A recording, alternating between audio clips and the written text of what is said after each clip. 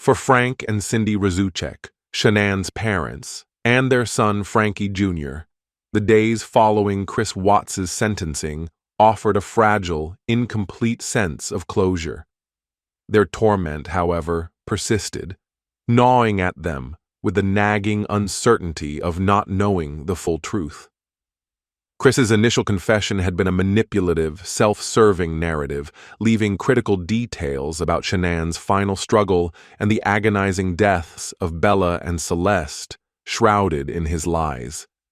Their longing for every piece of the puzzle, however horrifying, was a desperate attempt to honor their lost loved ones and to truly comprehend the monstrous betrayal that had ripped their family apart. It was this profound yearning that led them to the most agonizing moment of their grief journey, confronting Chris Watts' unvarnished prison confessions. They chose to hear every detail, no matter how excruciating, believing it was a necessary step to truly understand the depth of the evil that had claimed their daughter and granddaughters. The decision itself was an act of immense courage, preparing themselves to absorb a level of horror that few could ever imagine.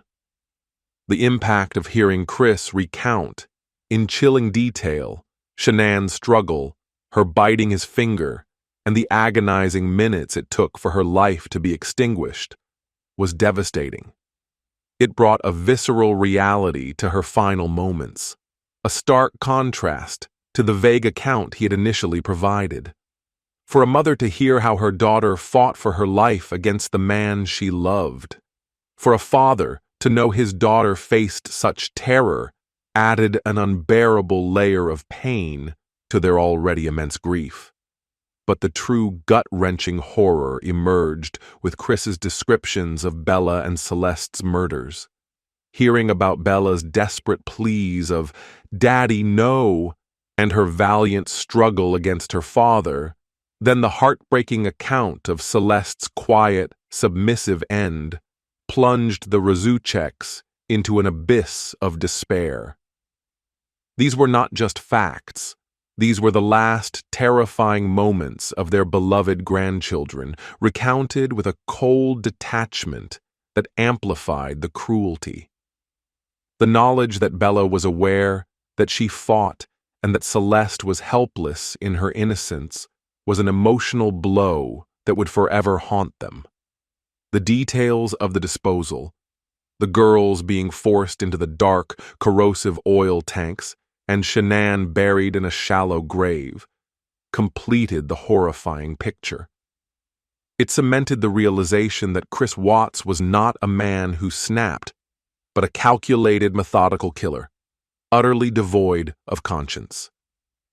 This comprehensive truth, while desired, came at an unimaginable cost. It didn't lessen their pain. It deepened it, adding layers of specific agony to their grief. Yet, amidst the profound despair, there was also a stark clarity.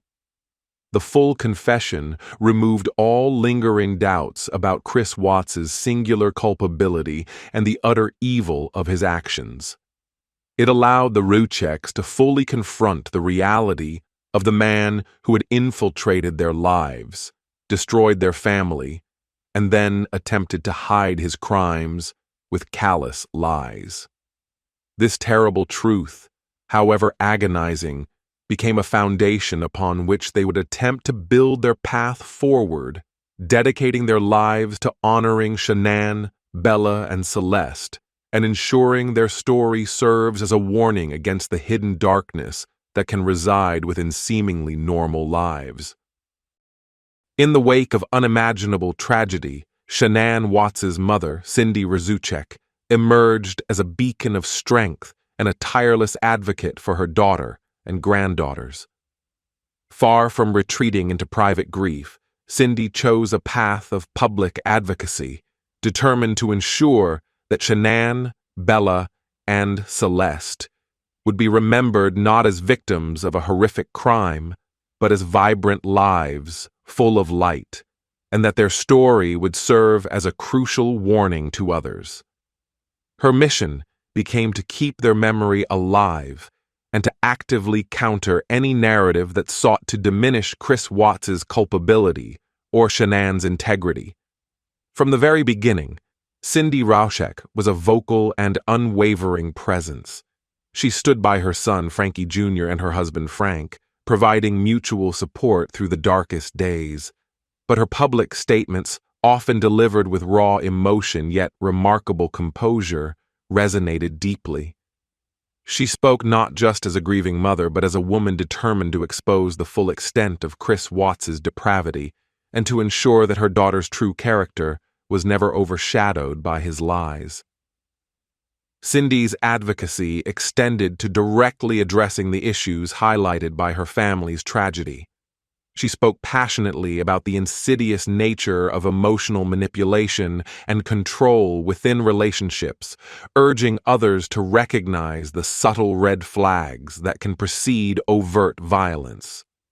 She became a poignant voice for victims of domestic violence, emphasizing that abuse does not always leave physical scars, and that the most dangerous perpetrators can wear a mask of normalcy, just as Chris Watts had. Her message was clear. Pay attention, listen to your instincts, and seek help if you or someone you know is in a troubled relationship. Her commitment to truth was unwavering. Cindy Rzucek actively supported and cooperated with law enforcement even after Chris's conviction, particularly in encouraging the in-prison interviews that finally brought the full, agonizing details to light. She understood that while knowing the complete horror would inflict fresh wounds, it was essential for full accountability and for truly honoring her family. She steadfastly refused to allow Chris Watts to control the narrative, ensuring that his attempts to blame Shanann or mitigate his guilt were met with the unvarnished facts. Cindy Rzucek's mission is not just about recounting the past. It's about building a future where such tragedies might be prevented. Through her continued public presence, her support for victims' causes, and her willingness to share her unbearable pain, she transforms personal anguish into a powerful force for good. Her enduring strength in the face of such profound loss is a testament to the love she holds for Shanann, Bella, and Celeste. In every interview, every memorial, every moment of advocacy, Cindy Rzucek embodies a mother's fierce dedication, ensuring that her family's story continues to resonate, not just as a cautionary tale, but as a poignant reminder of the precious lives that were lost and the enduring love that refuses to let them be forgotten. For the Rzucek family, Frank, Cindy, and Frankie Jr., the devastating loss of Shanann, Bella, and Celeste was not an event to be merely processed, but a permanent wound that forever altered the landscape of their lives. Their journey of healing is a testament to the enduring power of love and remembrance in the face of unspeakable evil. It is a long, arduous path marked by waves of grief, but also by a fierce determination to keep the memories of their cherished loved ones alive and vibrant. Grief, particularly of this magnitude, is not linear. For the Rzuceks, every holiday, every birthday, every family gathering is a poignant reminder of the 3 empty chairs at their table. They navigate these milestones with immense courage, often sharing their raw emotions publicly, allowing others to witness the true, unvarnished pain of their loss. This vulnerability, paradoxically, has become a source of strength for many who follow their journey, offering a glimpse into the human capacity for endurance in the face of unimaginable sorrow. Central to their healing process is the active remembrance of Shanann, Bella, and Celeste. They have created tangible tributes to their lives, memorial gardens, public plaques, and dedicated spaces in their home filled with photos and cherished mementos. These acts are not merely about mourning. They are about celebrating the joy and light that Shanann, Bella, and Celeste brought into the world. Cindy and Frankie Jr. frequently share heartfelt posts on social media, remembering birthdays, anniversaries, and ordinary moments, ensuring that the girls' laughter and Shanann's vibrant spirit are never forgotten. These digital memorials have become powerful sources of connection for a global community of supporters. Beyond physical tributes, the Rzuceks' remembrance is deeply emotional and spiritual. Their faith has played a significant role in providing comfort and a framework for understanding their loss. They speak of finding strength in prayer and believing in a reunion beyond this life. This spiritual solace helps them to reconcile the incomprehensible nature of Chris Watts's actions with their belief in a greater purpose, allowing them to cling to hope amidst the darkness. Their shared grief has also forged an unbreakable bond within the surviving family. Frank, Cindy, and Frankie Jr. lean on each other, offering unwavering support and understanding that only those who have experienced such profound loss can provide. They protect each other, grieve together, and find small moments of comfort in shared memories and mutual resilience. Their unity in the face of adversity is a powerful example of familial strength. The Rzuceks' determination to focus on the lives lived rather than solely the manner of death is a crucial aspect of their remembrance. While they have courageously confronted the horrific truth of Chris Watts's crimes, their public narrative consistently circles back to Shanann's vibrant personality, her dreams, her unwavering love for her girls, and the infectious joy of Bella and Celeste. They ensure that the legacy of their family is one of love and light, not defined by the darkness of the man who took them away. Their ongoing journey is a testament to the enduring human spirit, finding purpose in remembrance and light even in the deepest shadows of grief. While the Rzucek family bravely navigates their path of grief and remembrance, the architect of their anguish, Chris Watts, lives out his existence in the stark, unyielding reality of a maximum security prison. Transferred out of state to a facility in Wisconsin for his own safety and the security of the prison population, his days are now a monotonous cycle of confinement, a stark and chilling contrast to the freedom he so desperately craved when he annihilated his family. Chris Watts is incarcerated in isolation, often in what is known as segregation or solitary confinement. This measure is taken not only for his protection, given the heinous nature of his crimes, particularly the murder of children, but also due to the severe threat he could pose to other inmates who view child killers with profound contempt.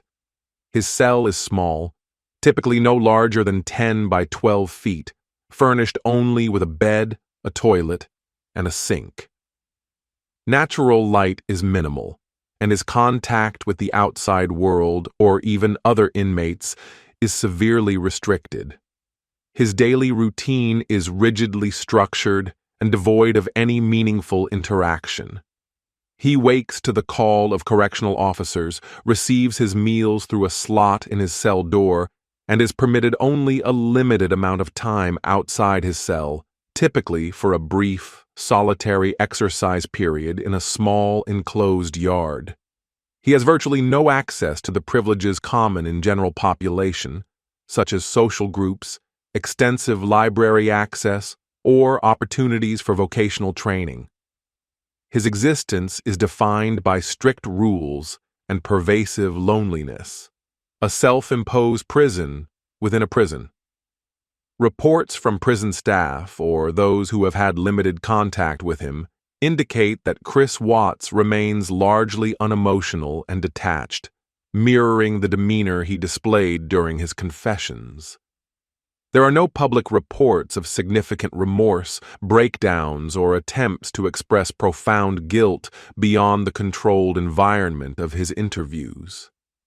He is reportedly a quiet inmate, a man seemingly resigned to his fate, yet still offering no deeper explanation for the evil he unleashed than the selfish desires he outlined in his confessions.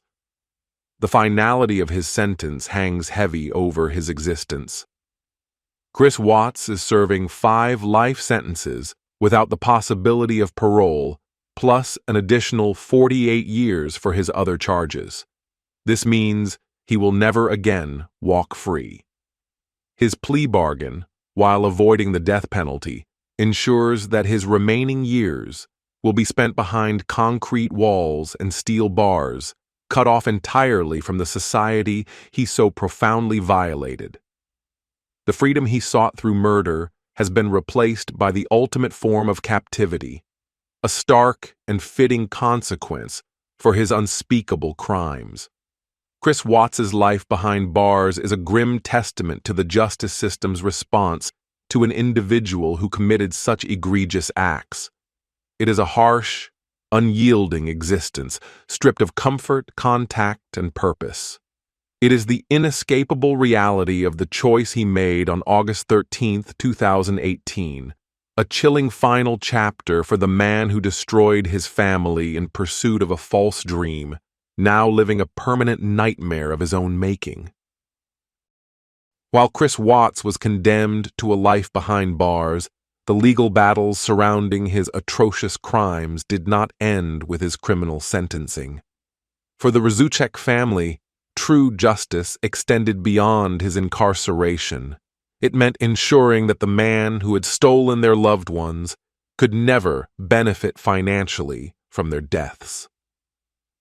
This commitment led to significant civil proceedings, focusing on Chris Watts's assets and his financial accountability for the immense suffering he caused. The primary legal action was the wrongful death lawsuit, filed by Frank and Cindy Rzucek against Chris Watts.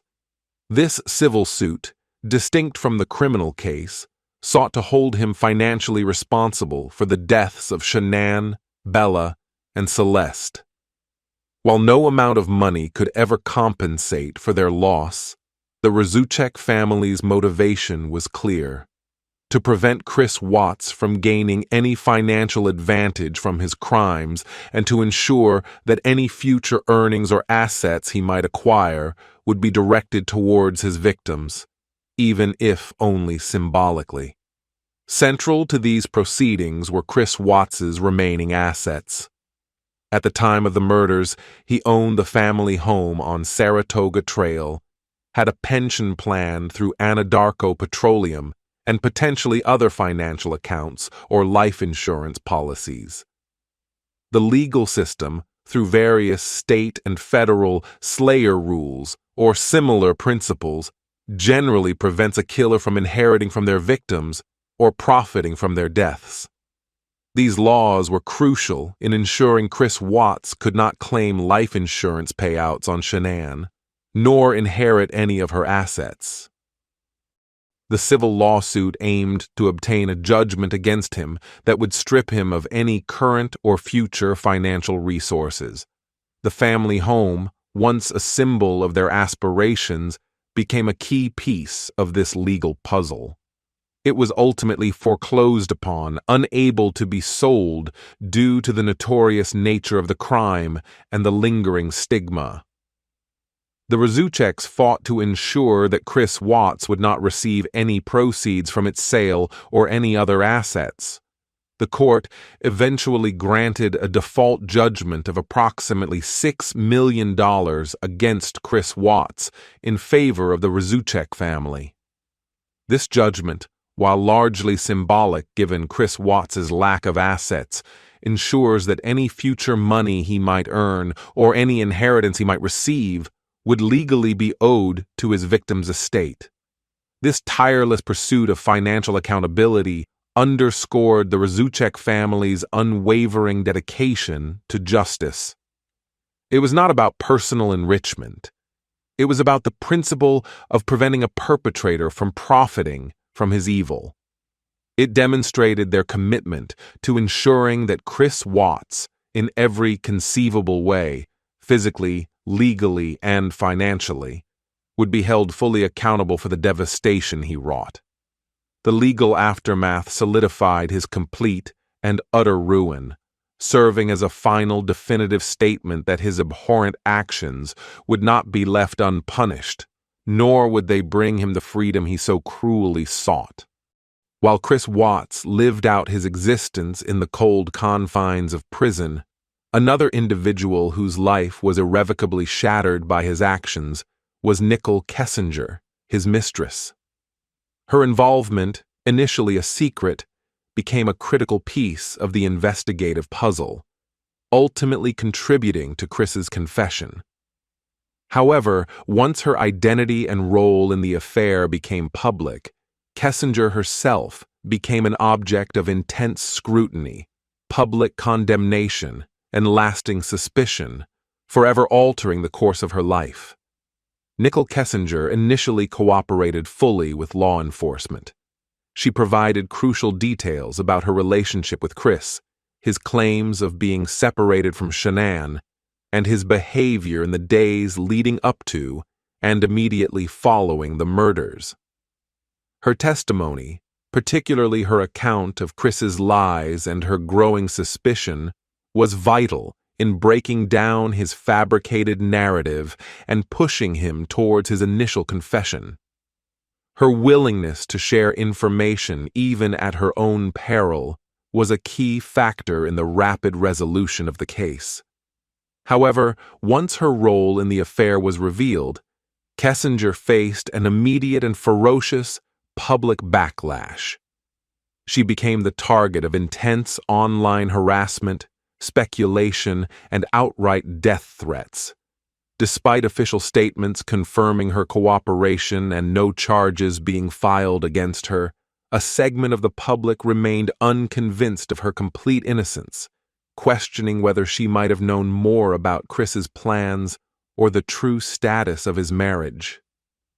This public suspicion, often fueled by armchair detectives and social media outrage, created an unbearable environment for her. The psychological toll on Nichol Kessinger must have been immense. To discover that the man she believed she was building a future with was a cold-blooded family annihilator, and to then be subjected to global scorn is a burden few could endure unscathed. The betrayal she experienced from Chris Watts, combined with the public's relentless judgment, led to a profound and desperate need for anonymity. She reportedly changed her name and disappeared from public life, seeking to sever all ties with the notoriety that had inadvertently consumed her. Her decision to vanish underscores the lasting and often brutal consequences of being tangentially involved in such a high-profile, heinous crime.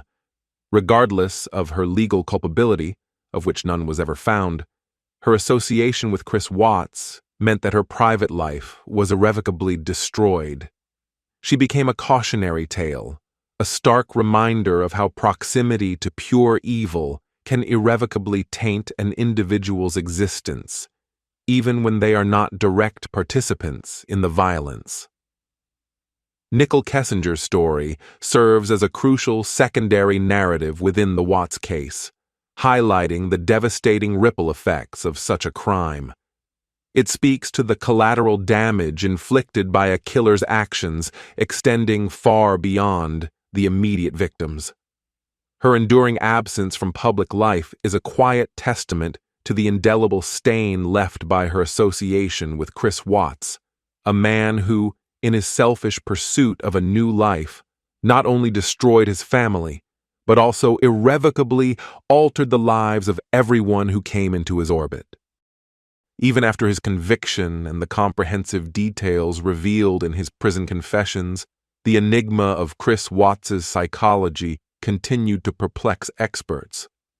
The full truth of his heinous acts provided a chilling amount of data, allowing criminal psychologists and behavioral analysts to revisit his profile with unprecedented clarity. What emerged was a portrait of a man far more complex and disturbing than the quiet, unassuming figure he presented to the world, a man who epitomized the terrifying concept of the mask of normalcy. The detailed accounts of the murders, particularly the deliberate and agonizing suffocation of his own children, offered critical insights.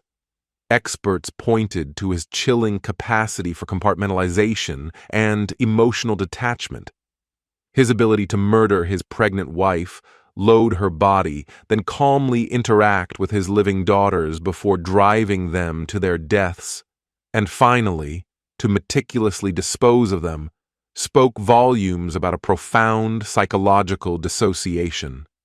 This wasn't a crime of passion, but a calculated execution of a plan, devoid of any genuine empathy or remorse.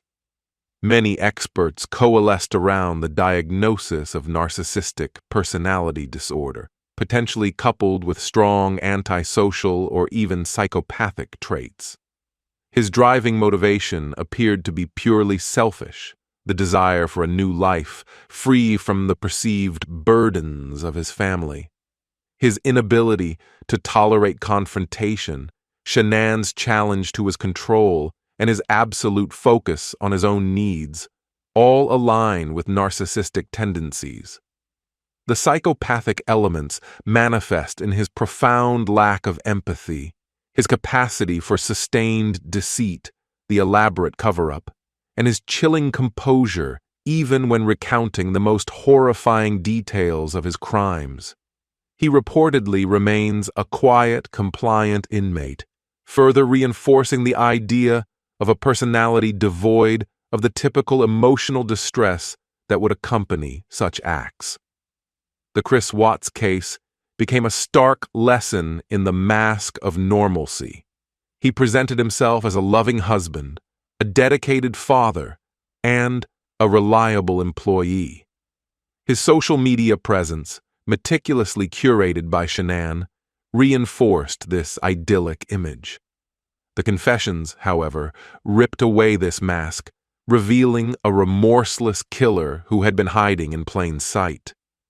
Experts highlighted how this case served as a critical reminder that the absence of overt red flags does not always equate to safety, and that profound internal pathology can exist beneath a seemingly unremarkable exterior. Despite the wealth of detail provided in his confessions, the fundamental why continued to elude absolute understanding. While experts could categorize his traits and point to contributing factors, the sheer incomprehensibility of a father choosing to annihilate his entire family remained a disturbing mystery. It transcended simple explanations of motive, delving into the darkest corners of human behavior where logic and empathy cease to apply. The psychological analysis of Chris Watts, made possible by his full confessions, profoundly impacted the field of true crime and criminal psychology. It underscored the complexities of family annihilation cases and the devastating potential of individuals who hide deep-seated pathology behind an outwardly unremarkable facade. His case continues to be studied, serving as a chilling reminder that the greatest dangers can sometimes come from the most unexpected and seemingly normal sources. The Chris Watts case stands as a chilling and unforgettable testament to the concept of the mask of normalcy. Chris Watts epitomized this terrifying psychological phenomenon, the ability of an individual to present a perfectly ordinary, even endearing, facade to the world, while harboring profoundly dark intentions and capabilities beneath. His transformation from a seemingly loving husband and father to a cold-blooded family annihilator was so abrupt and complete that it forced society to reevaluate its understanding of danger and the insidious nature of hidden evil. To the outside world, Chris Watts was unremarkable, even likable. Neighbors described him as quiet, polite, and helpful. Family photos and Shanann's enthusiastic social media posts depicted him as a devoted husband and playful father, seemingly enjoying a quintessential suburban life. This meticulously constructed public persona was his mask, a carefully maintained illusion that allowed him to move undetected through his community, capable of committing unthinkable acts while projecting an image of harmlessness. The stark contrast between this outward presentation and the monster he truly was became one of the most disturbing aspects of the case. The Watts case underscored the insidious nature of emotional and psychological abuse that often precedes and can be more difficult to identify than physical violence. Shanann's friends and family later recalled Chris's growing emotional detachment, his sudden obsession with fitness, and his increasing demands for control. While these might appear subtle on their own, in retrospect, they were chilling precursors to his ultimate betrayal. The case serves as a poignant warning that a relationship's health cannot be judged solely by its outward appearance or social media posts. True danger can brew unseen behind a carefully constructed facade of happiness. This case has become a critical touchstone for discussions on recognizing red flags in relationships, however subtle. It highlights the importance of trusting one's instincts, especially when something feels off about a person or a relationship that otherwise appears perfect. The sudden and unexplained detachment, the intense desire for control, the rationalization of extreme behaviors, and the complete lack of empathy for a partner's feelings are all warning signs that Watts exhibited, which, when viewed in retrospect, point towards his deteriorating mental state and growing capacity for violence. The Watts murders compelled a societal re-evaluation of what truly constitutes safety and danger within personal relationships. It shattered the comfortable illusion that such heinous acts only occur in outwardly troubled homes or among individuals with obvious criminal pasts. The ability of Chris Watts to fool friends, family, and even trained law enforcement professionals in the initial stages of the investigation served as a powerful, lingering warning.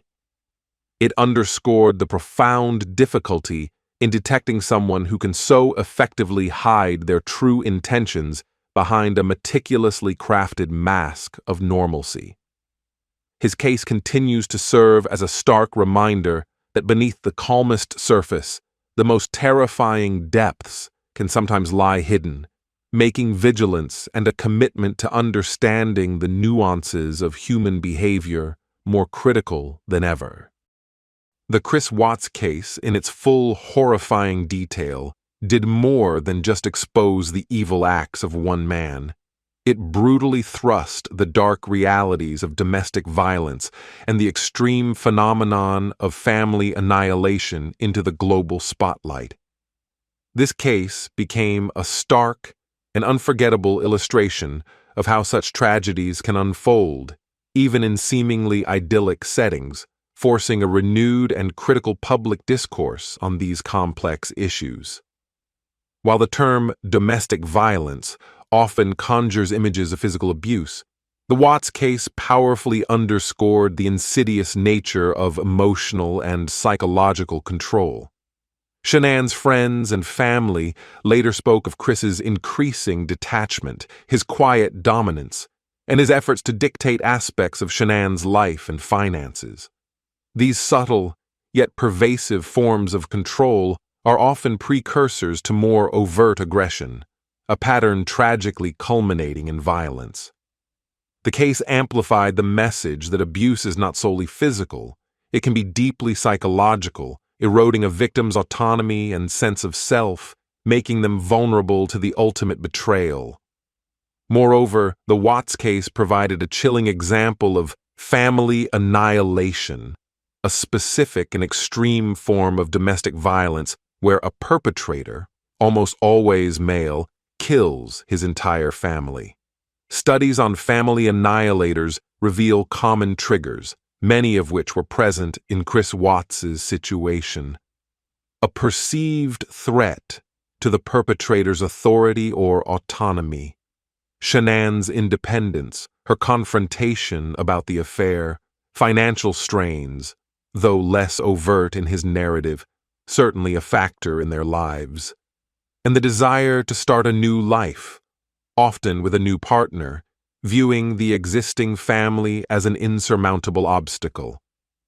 Chris Watts's deliberate and methodical actions, as revealed in his full confession, fit this chilling profile perfectly. He sought to erase his past completely to facilitate his selfish future. The case served as a critical educational tool, highlighting that these acts are rarely truly spontaneous. While Chris claimed a moment of rage, his planning, his disposal methods, and his elaborate cover-up all pointed to a calculated decision. This emphasized the urgent need for greater public awareness and education on the warning signs. Friends, family, and community members are now urged to pay closer attention to sudden changes in behavior, emotional withdrawal, controlling tendencies, or expressed desires to start over in ways that exclude existing family. The Watts case became a powerful reminder that snapping is often the culmination of a deeply troubled, often narcissistic mindset, rather than a sudden, uncharacteristic explosion. Ultimately, the broader implications of the Chris Watts case lie in its contribution to victim advocacy and prevention efforts. It underscored the critical role of vigilance, compassion, and intervention. It reinforced the importance of believing victims when they express fears or concerns, no matter how outwardly stable their relationship appears. While the tragic ending of Shanann, Bella, and Celeste's lives can never be undone, their story has, for many, become a catalyst for greater awareness, urging society to look beyond the surface, to recognize the quiet dangers that can lurk within seemingly normal lives, and to support those who may be silently suffering behind closed doors. The Chris Watts case swiftly transcended its local tragedy to become a global true crime phenomenon, captivating millions and spawning an unprecedented amount of content across various media. Its pervasive presence in documentaries, podcasts, YouTube analyses, and countless online discussions underscored a profound societal fascination with extreme human behavior, but also ignited crucial conversations about the ethical responsibilities inherent in consuming and creating true crime narratives. The case's unique appeal within the true crime genre stemmed from several factors. Shanann Watts's extensive social media presence provided a trove of personal insight into the family's life, making the victims feel relatable and their happiness tangible. The dramatic unraveling of Chris Watts's lies, captured on police body camera footage and televised pleas, offered a real-time, unfolding drama that pulled viewers directly into the investigation.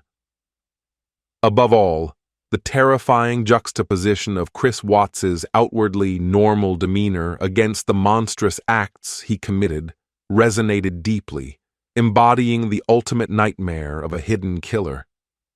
However, this widespread fascination came with significant ethical implications.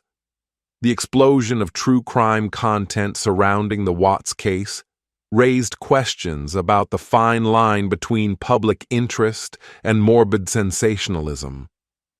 While such content can serve to educate, raise awareness, and honor victims, there is a constant risk of inadvertently glorifying the perpetrator, turning real human suffering into mere entertainment, or exploiting the tragedy for commercial gain. The sheer volume of material, much of it unverified or highly speculative, highlighted the need for responsible journalism and compassionate storytelling. The internet sleuth phenomenon, particularly active in the Watts case due to the wealth of publicly available material, further complicated the ethical landscape.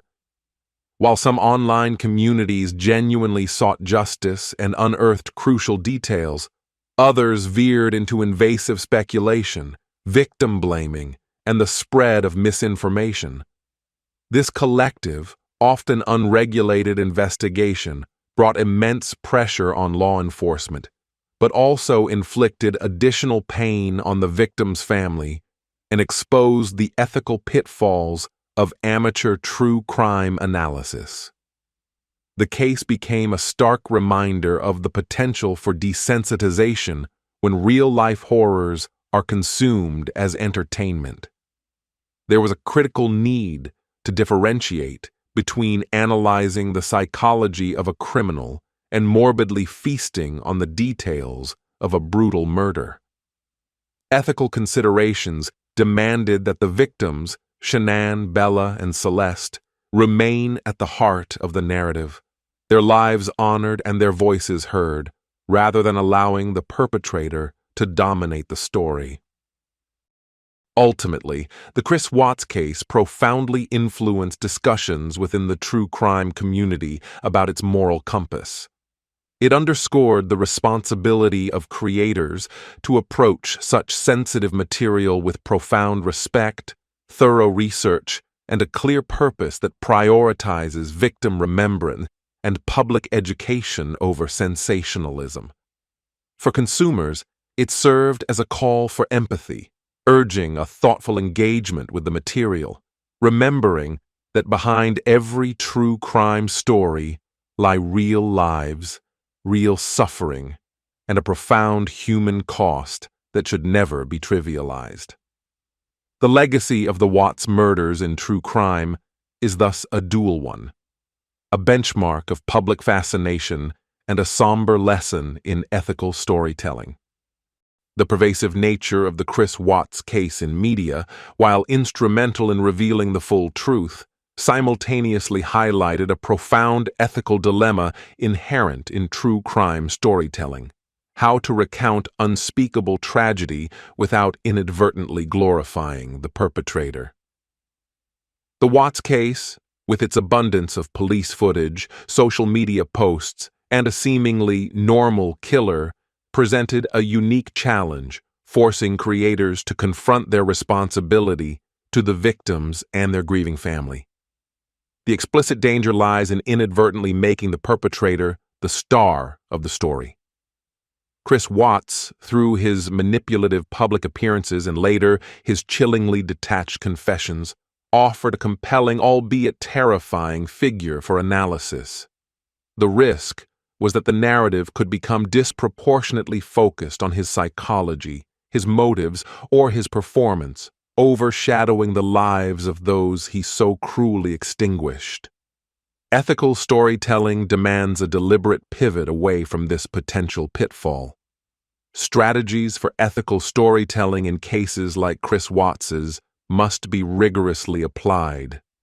First and foremost, the narrative must consistently center on the victims, Shanann Watts, Bella, and Celeste. This means emphasizing their lives, their personalities, their dreams, and the immense void their absence created.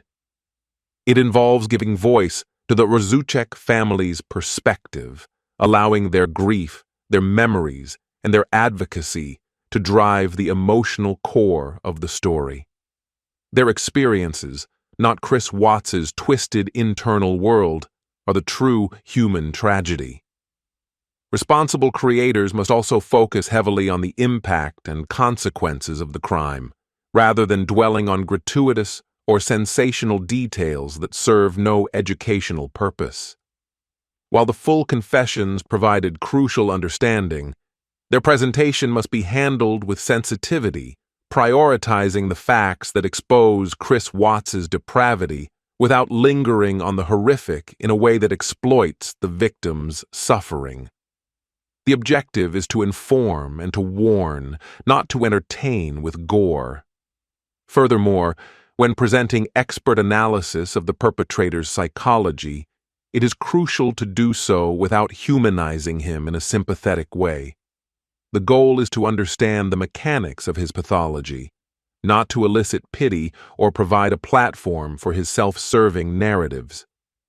Experts should frame their insights within the context of the harm caused, reinforcing the gravity of his actions rather than normalizing them. The focus must remain on the societal lessons learned and the mechanisms of domestic violence and family annihilation. The true crime community continues to grapple with these ethical considerations, and the Watts case has become a central point of discussion. It serves as a powerful reminder that behind every sensational headline and every intriguing detail lies an unbearable human cost. Ethical storytelling is not just about recounting facts. It is about respecting the deceased, supporting the bereaved, and ensuring that the narrative serves a greater purpose, whether it be advocacy, prevention, or simply a profound act of remembrance. By adhering to these principles, creators can transform tragedy into a meaningful lesson, ensuring that the legacy of Shanann, Bella, and Celeste Watts is one of light, warning, and enduring love rather than being overshadowed by the darkness of their killer. The address, 2828 Saratoga Trail in Frederick, Colorado, once simply a residential location, became a chilling landmark of unspeakable tragedy. What was once a symbol of suburban aspiration, a new home, a growing family, was irrevocably transformed into a crime scene, and then into a haunting monument to the horrors that unfolded within its walls. The fate of the Watts family home reflects the enduring psychological imprint left by acts of profound evil on a physical space. In the immediate aftermath of the murders, the house stood sealed off, a stark sentinel of the unspeakable. Police tape, investigators, and the somber presence of law enforcement transformed the quaint suburban street into a focal point of global attention. As the full truth of Chris Watts's crimes emerged, the house became a tangible representation of the nightmare, a place where a loving family had been betrayed and destroyed. Its very existence seemed to carry the weight of the violence and deceit it had witnessed. The challenges surrounding the property were immense. In the real estate world, such properties are known as stigmatized properties, places where an event, rather than a physical defect, renders them undesirable or difficult to sell. Local real estate laws in Colorado mandate disclosure of previous deaths or violent crimes on a property, ensuring that potential buyers are fully aware of its history. This legal requirement, combined with the widespread notoriety of the Watts case, meant that the home became virtually unsellable at its market value. For years, the house languished. It fell into foreclosure, as Chris Watts was unable to make mortgage payments from prison, and any attempts by him to profit from its sale were thwarted by legal action and the public's revulsion. The property became a macabre object of fascination for true crime enthusiasts, with many driving by to glimpse the house where the tragedy began. This morbid curiosity further complicated any attempts to restore a sense of normalcy to the address. The very presence of the house continued to cast a long shadow over the surrounding community of Frederick. While residents sought to reclaim their peace and distance themselves from the horrific events, the physical reminder of the Watts home served as a constant, unsettling presence. It stood as a silent testament to the hidden dangers that can lurk behind closed doors, even in the most seemingly idyllic neighborhoods. Eventually, after years of legal wrangling and price reductions, the house was indeed sold, albeit at a significantly reduced price, to a new, unsuspecting family who might have been unaware of its history or who were willing to look past it. Efforts were made to renovate and cleanse the space, but for many, the address will forever remain etched in collective memory as the starting point of an unthinkable tragedy. The Watts family home serves as a chilling reminder that while lives can be brutally extinguished, the physical spaces they once inhabited can, for years to come, bear the indelible scars of the horrors they witnessed, a lingering symbol of profound loss and unspeakable evil. In the wake of the Watts family murders, an outpouring of grief and compassion swept across communities, both local and global, inspiring numerous acts of public remembrance for Shanann, Bella, and Celeste. Beyond the deeply personal tributes of the Rzucek family, countless individuals sought to honor the lives so cruelly taken, ensuring that their memory would not be overshadowed by the darkness of their demise. These memorials stand as poignant testaments to the enduring human need to mourn, to connect, and to find meaning even in the most inexplicable of horrors. In Frederick, Colorado, the immediate aftermath saw a spontaneous eruption of public grief. The front lawn of the Watts home, though later a symbol of chilling notoriety, was initially transformed into an impromptu memorial. Well-wishers left teddy bears, balloons, candles, and heartfelt notes, creating a poignant shrine that spoke volumes about the community's shock and sorrow. This collective expression of mourning provided a focal point for shared grief and a silent rebuke to the perpetrators' heinous acts. As time progressed, formal and informal acts of remembrance continued to emerge. Online memorial pages and social media groups dedicated to Shanann, Bella, and Celeste flourished, providing platforms for thousands to share messages of sympathy, light candles virtually, and remember the victims. These digital spaces became crucial for connecting a global audience, allowing people from diverse backgrounds to express their sorrow and solidarity with the Rzucek family. Within their local communities, efforts were made to create more permanent tributes. Parks, benches, and trees have been dedicated in their names, providing serene spaces for reflection and remembrance. These memorials serve as tangible reminders of the lives that once filled those spaces with laughter and love, ensuring that future generations can visit and learn about the profound impact of their story. Community events, such as walks or fundraisers, are sometimes held in their honor, often with a focus on raising awareness about domestic violence or supporting related victim advocacy organizations. The global reach of the Watts case meant that memorialization extended far beyond Colorado. People across the United States and around the world, deeply affected by the story, organized their own small vigils or created personal tributes. This widespread public remembrance underscored the universal nature of the shock and sorrow provoked by such a brutal crime, particularly one involving innocent children. It transcended geographical boundaries, uniting individuals in a shared sense of loss and empathy. Crucially, these public acts of remembrance consistently focused on celebrating the lives and innocence of Shanann, Bella, and Celeste, rather than dwelling on the horrific circumstances of their deaths or the identity of their killer.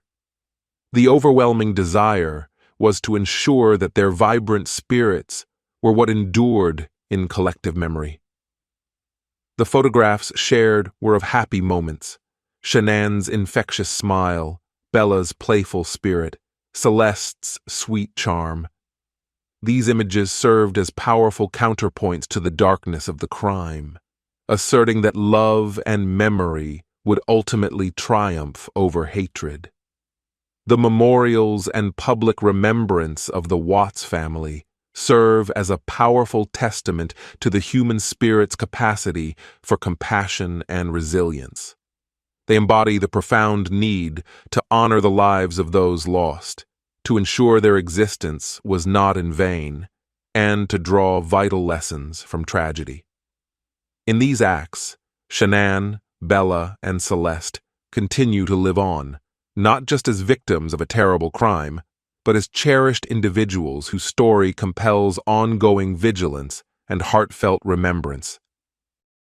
The harrowing saga of the Watts family murders, laid bare in all its agonizing detail, stands as an enduring, chilling call for vigilance and empathy. Beyond the shock and sorrow, this case compels us to look deeper, to challenge assumptions, and to recognize that the most profound dangers can often lie hidden beneath the surface of apparent normalcy. It is a stark reminder that it could happen anywhere, urging every individual to cultivate a heightened sense of awareness and compassionate engagement with those around them. The primary lesson gleaned from the Chris Watts case is the critical importance of vigilance, not just for overt signs of trouble, but for the subtle, insidious shifts in behavior and relationship dynamics. Shanann's friends and family, in retrospect, observed Chris's growing emotional detachment, his sudden obsession with control over finances and daily life, and his increasing disinterest in his family. These were not dramatic explosions, but gradual, eroding changes. The case teaches us to pay attention to these quiet red flags: a partner who isolates another, who exhibits unexplained emotional coldness, who suddenly demands radical changes to their life, or who displays an unnerving lack of empathy. Crucially, the Watts case underscores the importance of trusting instincts, both one's own and those of concerned friends or family members. Nichol Atkinson, Shanann's friend, felt an immediate sense of unease, which compelled her to act. This instinct, dismissed by Chris Watts as overreacting, ultimately proved to be a critical early warning. The message is clear. If something feels off in a relationship, or if a loved one expresses subtle fears or concerns, those feelings should be taken seriously, investigated gently, and supported without judgment. This leads to the indispensable role of empathy. Creating a societal environment where individuals feel safe to voice their fears, where friends and family are willing to listen without judgment, is paramount.